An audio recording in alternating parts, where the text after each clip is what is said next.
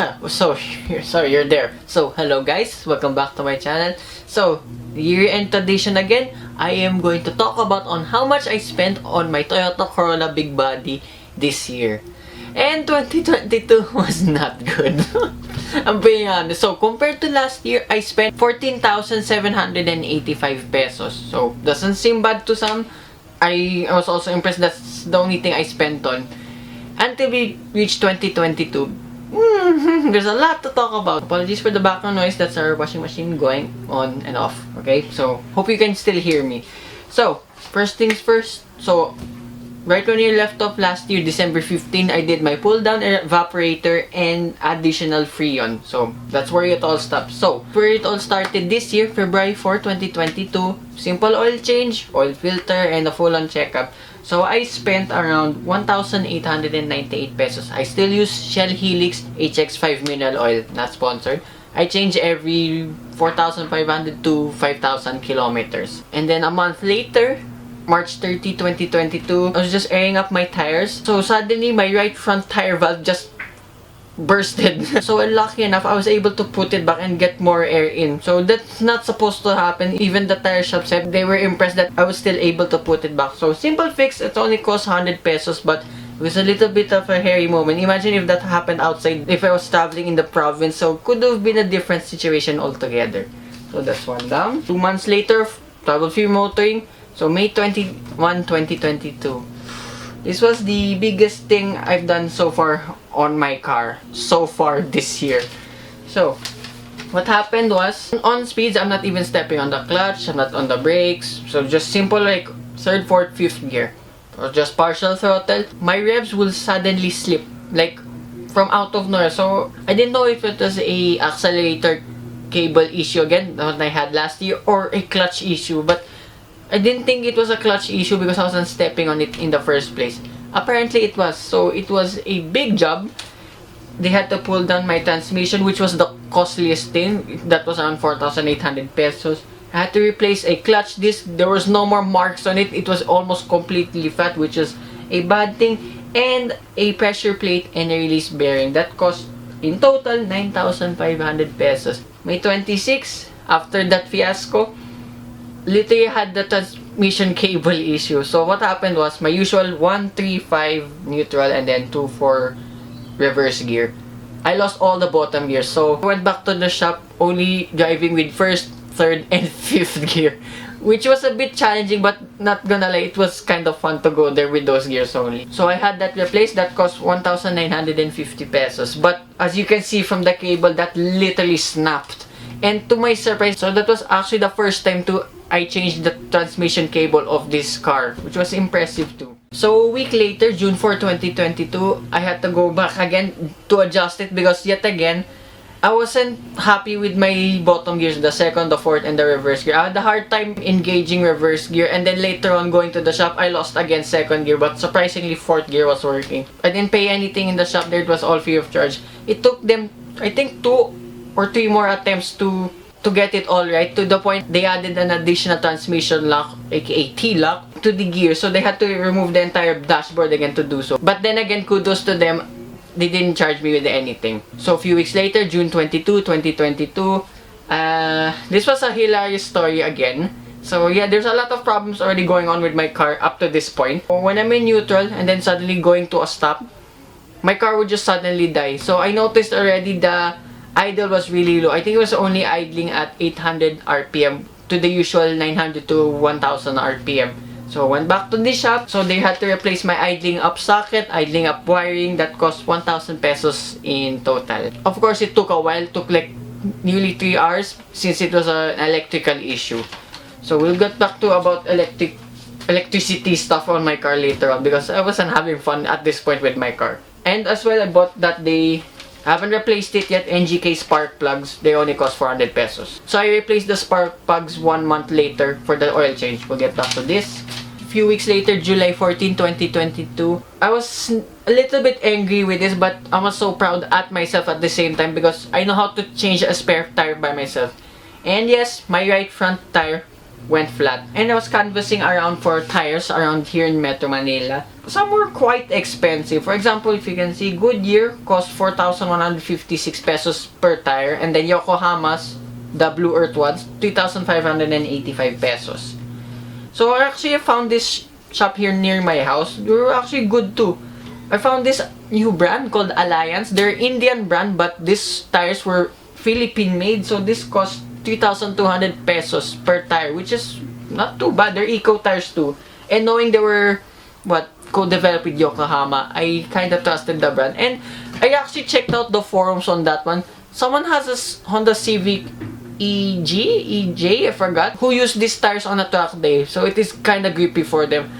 And on my experience alone, don't try this, please. I managed 100 kilometers per hour on those set of front tires only. And it had so much grip on the wets. So, of course, I went back to 80 to keep it safe. But knowing my steering was just steady, so that's actually good. Of course, if you know me, my driving habits, they're actually a good tire too. They're very grippy. So I didn't expect that at all. So I spent 6,400 pesos for those two front tires only. The ones in my rear are still okay. Now, this is what I wanted to talk about. So if you're the really OG of my channel, my first car review, and I think I mentioned this still last year, my original front tires and on the rears up till now were Ceylon Atrezo Eco tires. So by the time I replaced them, they only lasted around 16,200 kilometers. Well, specifically 16,181 for the right and then 16,198 for the left. That's not good at all. I mean, from this alone, I thought there was a nail or something that went through the tire, but look at this picture. The sidewalls were already ripped. So I don't suddenly recommend Ceylons. I mean, that's just for my experience. I know some people out there who still use Ceylons, they're absolutely fine. But for my part, I don't recommend it because of what happened to me. And to the point, my previous set of tires were Deliums. They lasted 41,000 kilometers each. So this Ceylons only lasted 16,000 kilometers. Not good. So moving on. A month later, August 18, 2022. So from last year, I still had my XL service battery because I was out of warranty. So I had to replace it now because it was having a hard time starting up. But kudos to that service battery. It served me for more than a year already. And now, I bought a new one. Thank God I have a 15-month warranty. I bought a Motolite Enduro 2SM battery. And so far so good. And it was also one of the cheapest ones in the Metro. That cost 5,280 pesos. So there's actually a trade-in of 300 pesos with my old XL service battery. A lot of friends recommended to me to get Amaron battery. Not gonna lie, I heard a lot of this brand that I even wanted one. But the thing was, they cost really expensive. 2SMs cost around 7,000 to 8,000 pesos. So we couldn't afford that. That's why we went on with this Motolite for now. Although, I'm curious what with the Delcor batteries will do. I'm very curious with that now. So, anyway, I'm getting segue. August 21, on a Sunday. It's been a few days up to that point that my right headlight was already failing, it's already fading away.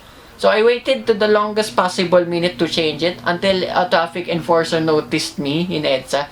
But they didn't stop me, thank goodness. I was also canvassing to find headlight shops around here, but they had to go all the way back to Banawe to do all of this. But then again, there was always parts in Banawe for my car. So on a Sunday, again, August 21, 2022, I had my headlight socket replaced. That cost 400 pesos. And at the same time, I just wanted this out of the way. I had my radiator flushed, replaced all the water, even in the auxiliary water tank. That cost 500 pesos only. So at least all my water now is clean again. 4 days later, here we go. Oil change, oil filter, complete checkup again, and additional 1 liter gear oil. On the same time, when I had that full checkup, there's a lot needed to be done with my car. So that's why I added additional 1 liter gear oil, because I have a transmission oil leak. Well, not the transmission itself, thank goodness, but just I need to replace the seals. But the process will take a while because they have to pull it down again. And then the steering hose, my power steering again is leaking. That's a common thing with Toyota Corolla big bodies. Even to the point, I remember Ju mentioned this in his Lotus Elise review. I know, Ju, that's a Toyota Corolla big body because I always top up my power steering fluid too. And then steering column bushing too. That's a future project. That will cost 7,500 pesos. I didn't spend on this yet, but again, it's a future project. Oh yeah, then I changed to the spark plugs. Yet again, that cost 400 pesos. I highly recommend now NGK Spark Plugs because the original ones from 2019, I guess. Yeah, 2019 says here.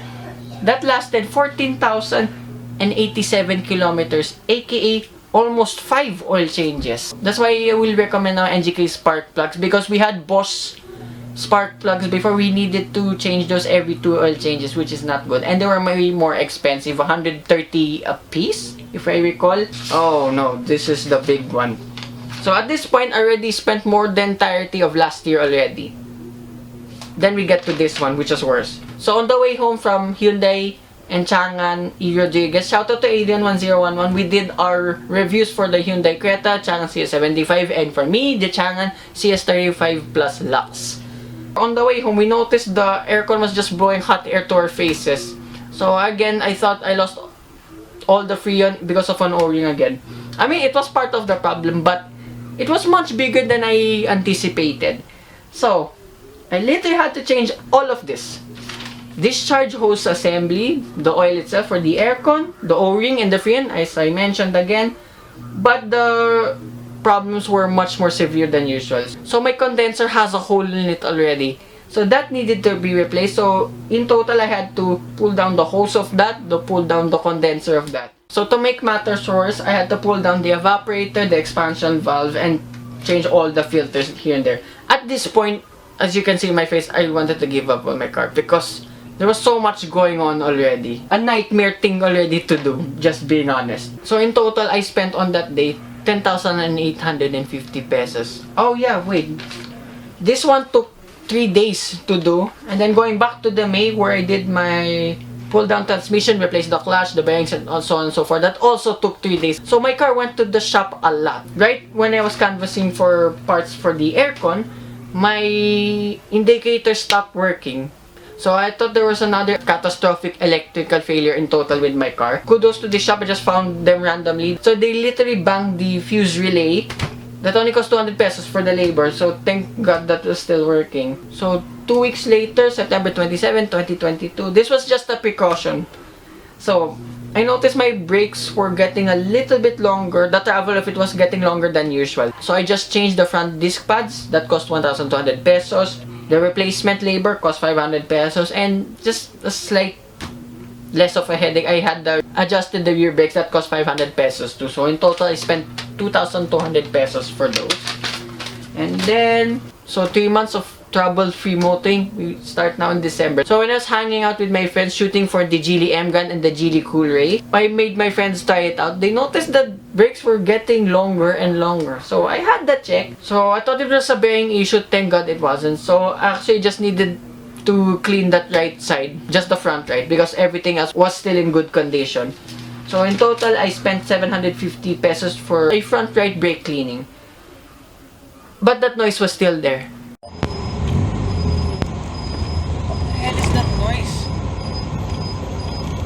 So I had no idea what was causing that noise. So I went back to the same people who cleaned my brakes. So they noticed the sound was actually coming in the cabin. So I went back and they said it was an evaporator issue. Please God, I hope it's nothing major again. So I went back to the aircon shop. Thank God. And they found out my evaporator case was broken. But everything is intact at least, thank God. So they just tightened the evaporator screw. That cost only 200 pesos. And last and not least, December 19, 2022. So, out of nowhere, my car on the way home, along with my sister and mother, the dashboard lights were dimming, the digital clock was dimming, but surprisingly, the dashcam was still working.